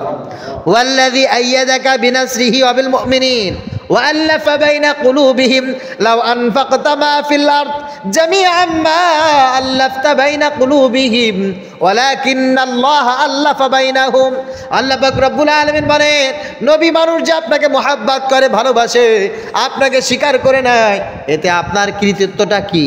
বরঞ্চ আমি আল্লাহ পাক রব্বুল আলামিন বলছি, আপনি যদি এই মানুষগুলোকে খুশি করার জন্য, এই মানুষকে আপনার দলে আনার জন্য, এই মানুষগুলোকে ঈমানদার বানানোর জন্য, লাউ আনফাকতা মা ফিল আরদ জামিআন মা আল্লাফতা বাইনা কুলুবিহিম, এই জমিনের ভিতরে, আসমানের ভিতরে যত সম্পদ আছে, সব সম্পদ যদি মানুষের জন্য আপনি ব্যয় করতেন, দান করে দিতেন, তবুও তারা আপনাকে ভালোবাসতো না, ঈমান আনতো না, তারা আপনাকে মুহাব্বত করতো না। ওয়ালাকিন্নাল্লাহা আল্লাফা বাইনাহুম, কিন্তু আমি আল্লাহ পাক রব্বুল আলামিন তাদের দিলের ভিতরে সেই মুহাব্বত দিয়েছি, ভালোবাসা দিয়েছি, যেই কারণে এরা আপনাকে ভালোবাসে, মুহাব্বত করে। সুবহানাল্লাহ। ভালোবাসা, মুহাব্বত, এটা আল্লাহ পাক রব্বুল আলামিনের তরফ থেকেই তো আসবে। চাইলেই ফেমাস হওয়া যায়, চাইলেই বিখ্যাত হওয়া যায়। বিখ্যাত হওয়ার জন্য, ফেমাস হওয়ার জন্য, দরদি হওয়ার জন্য কত মানুষ কত চেষ্টা করতেছে, পারছে না। আর কিছু কিছু গরিব মানুষ, সাধারণ ঘরের মানুষ, মানুষটাকে এত মহব্বত করে, ভালোবাসে। কত মানুষ কোট টাই প্যান্ট পরে, ভিআইপি গাড়ি টাড়ি নিয়ে ইত্যাদি ইত্যাদিভাবে সেজে গুজে হাজার হাজার কোটি কোটি টাকা ব্যয় করে, মানুষ হত্যা করে, গুম করে, এত এত করেও নেতা হতে পারে না। আর কিছু সংখ্যক মানুষ লুঙ্গি পরা, ভালো কোনো পোশাকও নাই, সেই মানুষগুলোকে জনগণ নিয়ে নাচে। এইটার কৃতিত্ব কার? আরে এটা কে দান করছেন? এই মহব্বত আল্লাহ দান করছেন। এই কলিজার ভিতরে এই মোহাব্বতটা থাকে, আপনি আল্লাহর কথা সবার সামনে উন্মুক্ত কণ্ঠে বলে দেন, আল্লাহ পাক রব্বুল আলামিন সঙ্গে সঙ্গে বিশ্ববাসী সব মাখলুকের কাছে বলে দিবে, শোনো এই বান্দা আমার কথা সব মানুষের কাছে বলে দিয়েছে, আমাকে সবার কাছে বড় করেছে, সুতরাং আমি এই বান্দাকে তোমাদের কাছে বড় করে দিলাম। এর জন্য জিম্মাদারিত্বের, এর হেফাজতের, এর কল্যাণের দোয়া করার দায়িত্ব তোমাদের। সুবহানাল্লাহ। এই জন্য এই দাওয়াতটা আমাদের জন্য অপরিহার্য একটা বিষয়। নবীজি সাল্লাল্লাহু আলাইহি সাল্লামের মাক্কি জীবনে এটাই নবীজি সাল্লাল্লাহু আলাইহি সাল্লাম শিখিয়েছেন। অবসর সময় আল্লাহর নবী সাল্লাল্লাহু আলাইহি সাল্লাম কীভাবে কাটাইতেন? দুইভাবে নবীজি সাল্লাল্লাহু আলাইহি সাল্লামের জীবনের অবসর কাটতো। কয়ভাবে? কথা বলেন। দুইভাবে। একটা হচ্ছে যখনই নবীজি সাল্লাল্লাহু আলাইহি সাল্লাম খালি থাকতেন তখনই উনি রুকু করতেন, সিজদা করতেন, ধ্যান করতেন, আল্লাহ পাক রব্বুল আলামিনের কাছে রোনাজারি করতেন। আরেকটা হচ্ছে যখনই উনি ফারেক হতেন, যখনই উনি বিশ্রামে থাকতেন, যখনই উনি একাকী হতেন, ফ্রি হয়ে যেতেন, তখন মানুষের কাছে গিয়ে দিনের দাওয়াতগুলো বারবার তিনি দিতে থাকতেন। আমরা তো এখন যুবক মানুষ, আমাদের গায়ে শক্তি আছে, ইচ্ছা করলে দৌড়াইতে পারি, হাঁটতে পারি, ঘুমাইতে পারি। সব মানুষ কি এরকম পারে? কথা বলেন। নবীজি সাল্লাল্লাহু আলাইহি সাল্লামের যখন অবসর ছিল, সময় ছিল, তখন তিনি ওই মক্কা থেকে হাঁটতে হাঁটতে গিয়ে 7 কিলোমিটার দূরে গারে হেরা উঠে যেতেন। গারে হেরা একেবারে তুঙ্গে উঠে যেতেন। 1500 মিটার উঁচু, 1.5 কিলোমিটার উঁচু একটা পাহাড়। যেমন তেমন মনে করছেন নাকি? আরে আল্লাহ উঠাইছে, কিন্তু নামতে গেলে কলজাটা হাতে নিয়ে নামতে হইত। জায়গাটা এত পিচ্ছিল, এত কণ্টকাকীর্ণ, ভয় লাগে। ওই জায়গায় বসে নবীজি সাল্লাল্লাহু আলাইহি সাল্লাম তার অবসর কাটাইতেন। আল্লাহ পাক রব্বুল আলামিনের কাছে রোনাজারি করতেন, দোয়া করতেন, জাতির জন্য কল্যাণকর কিছু ফিকির করতেন। আল্লাহ, আমার এই জাতির কি হবে, আমার এলাকাবাসীর কি হবে, আমার ভাইয়ের কি হবে, বিশ্ববাসীর কি হবে, এই চিন্তা ফিকির করে নবীজি সাল্লাল্লাহু আলাইহি ওয়াসাল্লাম ওখানে বসে সময় কাটাইতেন। কয়দিন চিন্তা করছেন বলেন? এখন মসজিদের ইমাম নামাজ পড়ানো হয়ে গেলেই যায় চিৎপটাং ঘুমায় থাকে, লেখাপড়ার ধারে কাছেও নাই, জাতিকে নিয়ে ভাবার কোনো কিছু নাই। সামান্য কিছু ইল্লা মাশাআল্লাহ আছে। মসজিদের ইমামদের কথা, সবচাইতে দিনের কাজ যারা বেশি করবে, যারা ইমাম, তাদের চিন্তা ফিকিরের কথা বলতেছি। নামাজ 5 ওয়াক্ত পড়ানোর পরে আর কোনো খোঁজখবর থাকে না, হয় ঘুমায় থাকে চিৎপটাং হয়ে মোবাইল একটা নিয়ে ফেসবুক চালাইতে থাকে, একেবারে ফেসবুক শরীফে যায় দুনিয়া সব দেখতে থাকে, অথবা উনি একজন মুসাল্লি পাইলো আর কি, চায়ের দোকানে গিয়ে সমান করে আড্ডা দিতে থাকলো। এটা কি নবীজি সাল্লাল্লাহু আলাইহি সাল্লামের জীবনে শিক্ষা হতে পারে? আমাদের অবস্থাও সেম, আমরাও তাই করে থাকি। অবসর পাইলেই এই কাজ করে না। নবীজি সাল্লাল্লাহু আলাইহি সাল্লাম যখনই অবসর হতেন, আল্লাহ পাক রব্বুল আলামিন বললেন, ফাইন্না মাআল উসরি ইসরান ইন্না মাআল উসরি ইসরা ফাইদা ফারাগতা ফানসাব ওয়া ইলা রাব্বিকা ফারগাব। হে নবী, আপনি এত কষ্ট করতেছেন, এই কষ্টের পর আল্লাহ পাক রব্বুল আলামিন আপনার জন্য সুখের ব্যবস্থা করেছেন। অতঃপর কষ্ট যত বেশি, কষ্টের পর সুখ আল্লাহ পাক রব্বুল আলামিন বেশি রেখেছেন। আর আপনি যখন কাজ থেকে একটু পরহেজ হয়ে যান, আপনি যখন ফ্রি হয়ে যান, আল্লাহ পাক রব্বুল আলামিনের বড় ইচ্ছা হয় আপনি একটু রবের সামনে দাঁড়ায় রুকু করবেন, রবের সামনে দাঁড়ায় সিজদা করবেন, রাতের বেলা একটু তেলাওয়াত করবেন। এটা আল্লাহ পাক রব্বুল আলামিন বড় পছন্দ করেন। শুধু তাই না, নবীজি সাল্লাল্লাহু আলাইহি ওয়াসাল্লাম অবসর সময় পাইলেই তো দিন নিয়ে চিন্তা করতেন, উম্মতকে নিয়ে চিন্তা করতেন, মানুষকে দিনের দাওয়াত দিতেন। এমনকি যখন ঘুমিয়ে থাকতেন, ঘুমাইছেন, এর চাইতে বড় আরামের আর কিছু আছে? এর চাইতে বড় অবসর কিছু আছে? ঘুমের চাইতে অবসর পৃথিবীতে আর কিছু হতে পারে না। আল্লাহ পাক রব্বুল আলামিন বলছেন, ওয়াজআলনা নাওমাকুম সুবাতা, আমি ঘুমকে করেছি তোমাদের সব ক্লান্তি দূর করার মহা ঔষধ। এর চাইতে বড় ফ্রি সময় আর কোনো কিছু নাই। ঘুমাইয়েছেন নবীজি সাল্লাল্লাহু আলাইহি ওয়াসাল্লাম। আল্লাহ পাক রব্বুল আলামিন ডাক দিয়েছেন, ইয়া আইয়ুহাল মুজাম্মিল, হে খাতা কম্বল দ্বারা মুড়ি দেওয়া আবৃত মানুষ, আমার প্রিয় রাসূল, কুমিল লাইলা ইল্লা কালিলা, আপনি আর ঘুমাবেন না, আপনি এখন একটু ওঠেন। নিসফাহু ওয়া বিনকুস মিনহু কালিলা।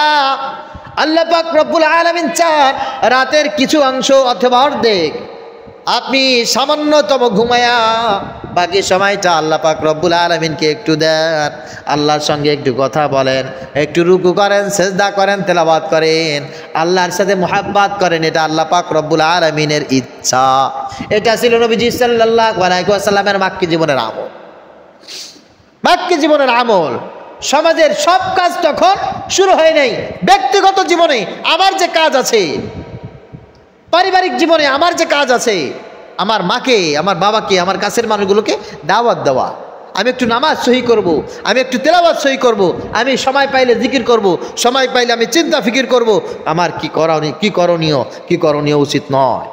এখন কি করতে হবে, কালকে কি করতে হবে, প্ল্যান প্রোগ্রাম করে সব কাজগুলি সাজানো। এটাই ছিল নবীজি সাল্লাল্লাহু আলাইহি সাল্লামের মাক্কি জীবনের আমল। আর যদি আপনি না করেন, আপনি নিজেকে নিয়ে ব্যস্ত থাকেন, আর কিছু ভাবলেন না, আমাদের ভিতরে এরকম উম্মতের সংখ্যা বেশি। আমাদের এই খুলনায় একজন বক্তা ছিল, নাম বলবো না, মুরব্বী টাইপের যারা আছেন আপনারা অনেকেই নাম বললে চিনে ফেলবেন। বিশাল বড় বক্তা, সারা বাংলাদেশে তার সুখ্যাতি ছিল। বেচারা এত বড় আলেম, তার দুটি সন্তান ছিল, সন্তানগুলোকে আলেম বানাইতে পারে নাই। চেষ্টা হয়তো বা কম বেশি করেছিল, সফল হয় নাই। রূপসা ব্রিজের পাশে দুটি সন্তানকেই, দুটি ছেলেকেই র্যাবে ক্রসফায়ার দিয়ে মেরে ফেলে দিয়েছে। কথাটা বলার উদ্দেশ্য হচ্ছে আমি ইমাম, আমি খতিব, অন্ততপক্ষে আমার ছেলে আমার পাশে দাঁড়ায় নামাজ পড়বে অথবা আমার পিছনে ইকামত দিবে, এতটুকু যোগ্যতা তো তার থাকা দরকার, ঠিক কিনা? আপনি হাজী সাহেব, আপনার মুখে দাঁড়িয়ে আছে, আপনি নামাজ কালাম পড়েন, আপনার মেয়েটা মাদ্রাসায় না পড়ুক, স্কুলেই পড়ুক, সেটা ঠিক আছে, অন্ততপক্ষে বোরকা পরে হিজাব পরে স্কুলে যাবে, এতটুকু তো থাকা উচিত। আপনি মসজিদে আসেন, আলহামদুলিল্লাহ 5 ওয়াক্ত নামাজ আদায় করেন, জুমার নামাজে আপনি আসেন, আপনার ছেলেটা, আপনার মেয়েটা বেনামাজি, মসজিদে 5 ওয়াক্ত না আসতে পারুক, বেনামাজি হবে না, এতটুকু তো অন্ততপক্ষে থাকা দরকার। যদি এটা না হয়, ইন্নাহু লাইসা মিন আহলিক, ইন্নাহু লাইসা মিন আহলিক, সে আপনার পরিবারের অন্তর্ভুক্তই না, আপনার ছেলেই না, ছেলে হতে পারে নাই, সে কিয়ামতের ময়দানে আপনার জাহান্নামের কারণ হবে। কিয়ামতের ময়দানে এই সমস্ত মানুষ যারা আছে, নিজে নামাজ পড়ে, নিজে হজ করে, যাকাত দেয়, স্ত্রীকে পর্দার জন্য বলে না, সন্তানকে নামাজের জন্য বলে না, পরিবারের অধীনস্থ যারা আছে তাদেরকে দাওয়াত দেয় না, এই মানুষগুলো কিয়ামতের ময়দানে ধরা খেয়ে যাবে। সন্তানগুলো আল্লাহ পাক রব্বুল আলামিনের কাছে বলবে, আল্লাহ রব্বানা ইন্না আতানা সাদাতানা ওয়া কুবারানা ফাদাল্লুনা সাবিলা রব্বানা আতিহিম দি'ফাইনি মিনাল আযাব ওয়ালআনহুম লা'নান কাবীরা। আল্লাহ, এই যে আমার বাবা আমাকে যেই দিন প্রাইমারি স্কুলে ভর্তি করেছিল, সেই দিন থেকে প্রতিদিন আমি প্রাইমারি স্কুলে গিয়েছিলাম। আমার বাবা যেই দিন আমাকে হাই স্কুলে ভর্তি করিয়েছে, সেই দিন থেকে প্রতিদিন শীত নাই, গরম নাই, বর্ষা নাই, আমি স্কুল ফাঁকি দেই নাই। একদিন স্কুল ফাঁকি দিলে বাবা আচ্ছা মতো পিটিয়েছে।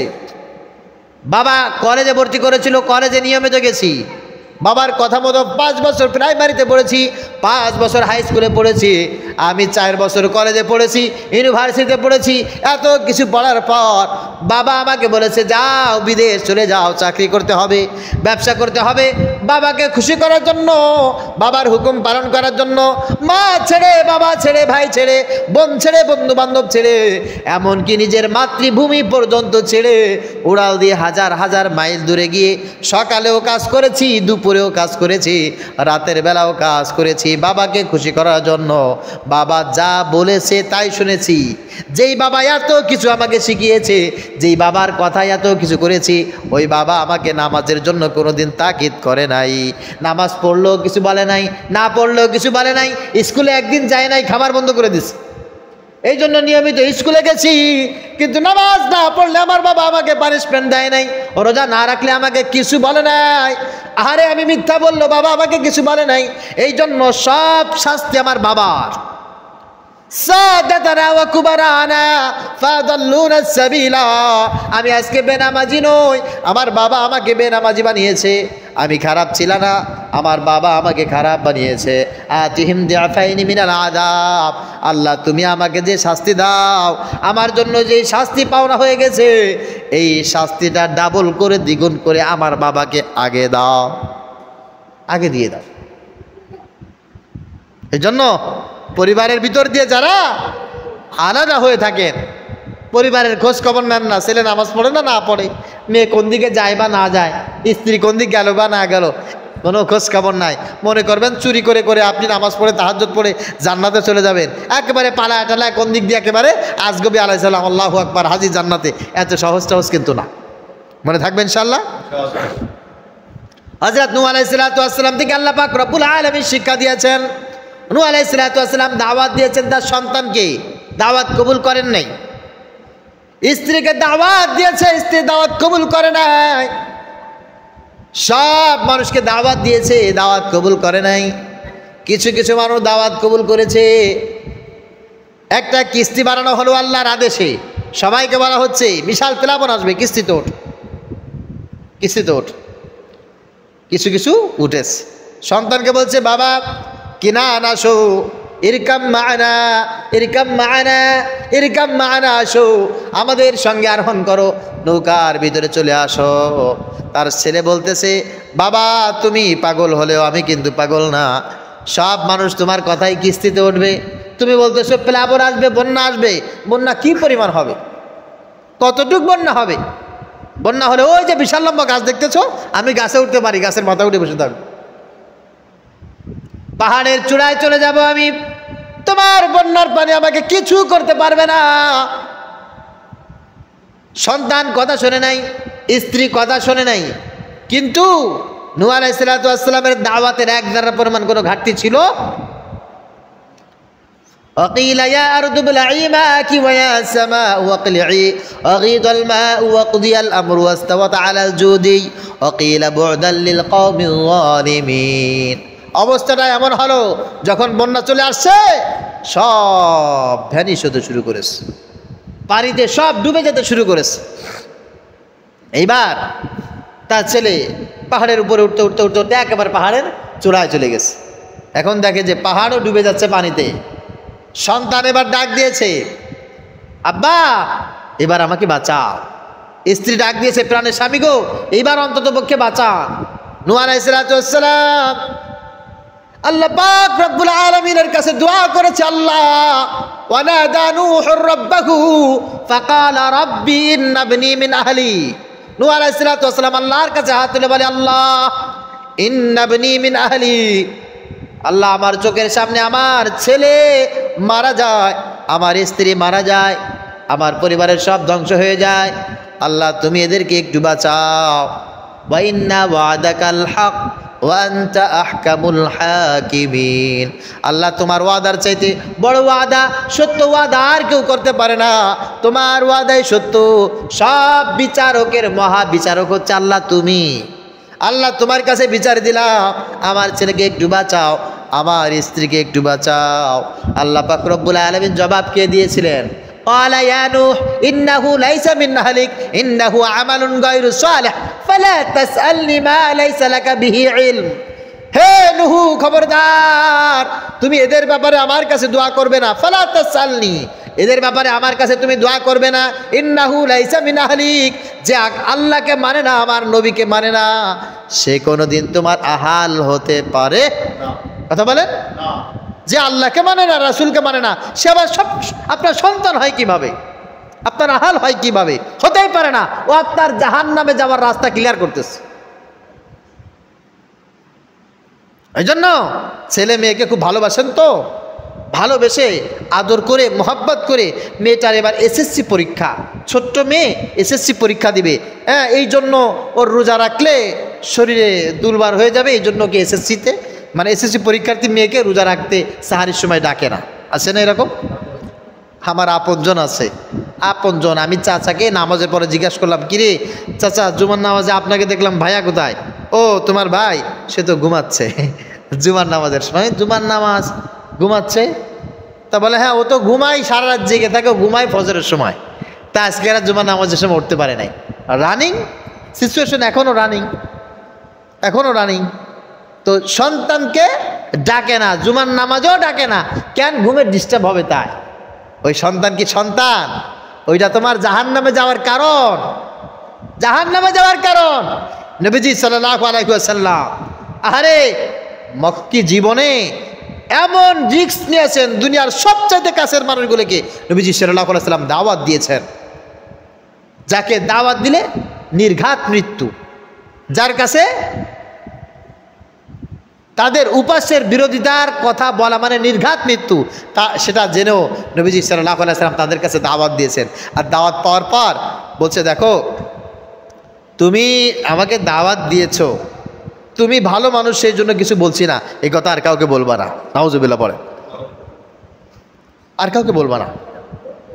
এবার নবীজি সাল্লাল্লাহু আলাইহি ওয়াসাল্লাম এই কথা শোনার পর কি চুপ ছিলেন? দাওয়াত দিয়েছেন না? দাওয়াত দিয়েছেন, মারাত্মকভাবে দাওয়াত দিয়েছেন। সারাদিন কেউ তার কথা শোনে নাই। রাত হয়েছে, নবীজি সাল্লাল্লাহু আলাইহি ওয়াসাল্লাম ঘরের ভিতরে বসে কান্না করছেন আর কোরআন তেলাওয়াত করছেন। যতটুকু আয়াত তেলাওয়াত নাজিল হয়েছে নবীজি সাল্লাল্লাহু আলাইহি ওয়াসাল্লাম কোরআন তেলাওয়াত করছেন, ঘরের ভিতরে কোরআন তেলাওয়াত করছেন। ঘরের পাশ দিয়ে একজন যায়, ঘরের ভিতরে কি যেন তেলাওয়াত করা হচ্ছে, দেয়ালে কান লাগাইল, কান লাগানোর পর দেখে মুহাম্মদুর রাসূলুল্লাহ সাল্লাল্লাহু আলাইহি ওয়াসাল্লাম তিনি কোরআনুল কারীম তেলাওয়াত করছেন। ওই পাশে দাঁড়ায়া অনেকে তেলাওয়াত শুনে শুনে শুনে সারা রাত কাটিয়ে দিয়েছে। সুবহানাল্লাহ। নবীজি সাল্লাল্লাহু আলাইহি ওয়াসাল্লামের মাক্কি জীবনের শিক্ষা নেন। মাক্কি জীবনে নবীজি সাল্লাল্লাহু আলাইহি ওয়াসাল্লাম ঘরে বসে উঁচু আওয়াজে কোরআন তেলাওয়াত করতেন। মুসলমান নাই, বেঈমান নাই, যে আসতো সেই ওখানে দাঁড়িয়ে কোরআন শ্রবণ করত। লম্বা কথা আপনারা জানেন। কোরআন শুনতে শুনতে দিনের বেলা যারা রাসূল আকরাম সাল্লাল্লাহু আলাইহি ওয়াসাল্লামের বিরোধিতা দিনের বেলা যারা করতো, রাতের বেলা সব এসে ওই দেয়ালের পাশে কান লাগায়া নবীজি সাল্লাল্লাহু আলাইহি ওয়াসাল্লামের কণ্ঠে তেলাওয়াত শুনত। আমার এক ফ্রেন্ড আছে, ইউনিভার্সিটিতে একসাথে পড়তাম, ও উগান্ডায় থাকে। উগান্ডায় ওর সাথে কথা হয়েছে আমার, বলতেছে যে জুমার দিনে আমরা যখন মসজিদে নামাজ পড়তে যাই উগান্ডায়, তখন আজানের পরে মসজিদের ভিতরে 1 ইঞ্চি জায়গাও পাওয়া যায় না। আজানের আগে সব মসজিদ বুক হয়ে যায়। আমরা একটু দেরি করে গেলে ওই মসজিদের বারান্দায় বসতে হয় বা বাইরে পিলারের কোনায় বসে থাকতে হয়। যখন বয়ান শেষ হয়ে যায়, আজান শুরু হয়ে যায়, তখন মসজিদের 1/3 ফাঁকা হয়ে যায়। 3 ভাগের 2 ভাগ সব মুসাল্লি চলে যায়, 1 ভাগ নামাজ পড়ে। এর কারণ কি? এর কারণ হচ্ছে কোরআন তেলাওয়াত এবং কোরআনুল কারীমের ব্যাখ্যা তাফসির, এটা উগান্ডার বেঈমান যারা আছে, বেঈমান অর্থাৎ যারা মুসলমান না, ঈমান নেই যাদের, ওদের কাছে এত অবাক লাগে কোরআনের ভিতরে এত চমৎকার চমৎকার কথা। এই কথাগুলো শোনার জন্য, এই জুমার খুতবা শোনার জন্য সব বেঈমানেরা এসে মসজিদের ভিতরে হাজির হয়ে যায়। সুবহানাল্লাহ। কিন্তু ওরা তো ঈমানদার না, ওরা এখন তো বয়ান শেষ, নামাজ হবে, নামাজের আগে আগে উঠে সব বের হয়ে যায়। এই মনে হয় 1 মাস আগে শেখ আহমদুল্লাহ এবং আব্দুল হাই মোহাম্মদ সাইফুল্লাহ সহ উগান্ডায় সফরে গেছে। এটার বাস্তব সাক্ষী তারাও আমাদের সামনে মিডিয়ার মাধ্যমে আমরা অনেক দেখেছি। এটার কারণ হচ্ছে নবীজি সাল্লাল্লাহু আলাইহি ওয়াসাল্লাম যখন দাওয়াত দিতে পারছেন না বা বাহিরে সমস্যা, উনি ঘরের ভিতরে কোরআন তেলাওয়াত করছেন। আর এই কোরআন তেলাওয়াত শোনার জন্য কাফের মুশরিকরা সব নবীজি সাল্লাল্লাহু আলাইহি ওয়াসাল্লাম চতুর্দিকে বসে গেছে। কোরআনের আওয়াজ মানুষের কাছে অবাক লাগে। এর ভিতরে আল্লাহ পাক রব্বুল আলামিন মুজিজা রেখেছেন, মর্যাদা রেখেছেন। এর ভিতরে একটা মধুর আকর্ষণ রেখেছে। এর ভিতরে সকালবেলা সবাই আলোচনা করতেছে। এই আকর্ষণ যদি চলতেই থাকে, কোরআন তেলাওয়াত যদি মানুষ শুনতেই থাকে, তাহলে তো একসময় কোরআন শুনে শুনে শুনে সবাই মুসলমান হয়ে যাবে। সুতরাং কোরআনের আওয়াজ বন্ধ করে দিতে হবে। وقال الذين كفروا لا تسمعوا لهذا القرآن والغوا فيه لعلكم تغلبون। কি করে বন্ধ করবা? আগামীকাল যখন আমরা সবাই মিলে ওখানে কোরআন শ্রবণ করতে শুনতে যাব, তখন একজন আরেকজনের সাথে গ্যাঞ্জাম বাঁধা দিবা, একজন আরেকজনের মাথার উপরে বাড়ি দিবা, একজন আরেকজনের কুৎসা রটনা করবা, একেবারে হট্টগোল বেঁধে যাবে। হট্টগোল বেঁধে গেলে মুহাম্মদ আর কোরআন পড়তে পারবে না। নাউজুবিল্লাহ বলেন। আজকে সেম আমল হচ্ছে আমাদের দেশে। 2টা ছিল, একটা হচ্ছে সবাহি মক্তব, প্রত্যেক এলাকায় মসজিদে মসজিদে, মসজিদের বাহিরেও অনেক বাড়ির উঠানে সবাহি মক্তব ছিল, ঠিক কিনা বলেন? সকালবেলা কোরআন তেলাওয়াত হতো, কোরআন তেলাওয়াত করতো। আমি অনেকবার বলেছি, আমার দাদা সকালবেলা কমপক্ষে 1 ঘন্টা কোরআন তেলাওয়াত না করে তিনি বিছানা থেকে উঠতেন না, জায়নামাজ থেকে উঠতেন না।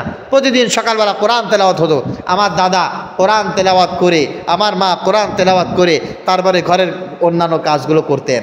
সেই সময় শান্তি কম ছিল না বেশি ছিল? কথা বলেন। মানুষ মানুষের প্রতি শ্রদ্ধা ভালোবাসা কম রাখতো নাকি বেশি রাখতো? আর এখন সেই তেলাওয়াতগুলো শেষ হয়ে গেছে, এই আমলগুলো শেষ হয়ে গেছে, সাবাহি মক্তবগুলো সব শেষ হয়ে গেছে, যত কোচিং সেন্টার সব বাদ ফজর, যত কিন্ডার গার্ডেন সব বাদ ফজর। কিন্ডার গার্ডেনে দিবেন, কোচিংয়ে দিবেন, তবে সাবাহি মক্তব বাদ দিয়ে নয়। মাক্কি জীবনের উল্লেখযোগ্য একটা গ্রহণযোগ্য আমল হচ্ছে কোরআন তেলাওয়াত শ্রবণ করা, কোরআন তেলাওয়াত ঘরের ভিতরে করা। নবীজি সাল্লাল্লাহু আলাইহি সাল্লাম এই সময় কোরআন তেলাওয়াত করতেন, আর কোরআন তেলাওয়াত অন্যদের দ্বারা তিনি শ্রবণও করতেন। এই আমলের ভিতর দিয়ে যদি কোনো ইমানদার মুসলমান জিন্দেগি কাটানোর চেষ্টা করে, তার আর অসভ্যতামি করার সময় আছে?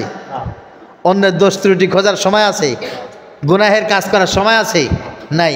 এইগুলো আলোচনা করলে মিলাদুন্নবী আদায় হয় না? কথা বলেন। এইগুলো শুনলে বুঝলে নবীজি সাল্লাল্লাহু আলাইহি সাল্লামের জীবনী আমল করতে মনে চায় না?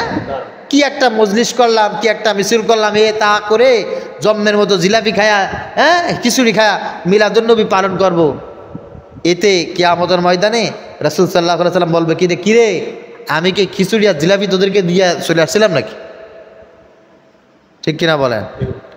আমরা নবীজি সাল্লাল্লাহু আলাইহি সাল্লামের জীবনী থেকে আমল করব না ইনশাআল্লাহ? মাক্কি জীবনে যা কিছু আছে এগুলো আমল করব, মাদানী জীবনে যা কিছু আছে এগুলো আমল করব।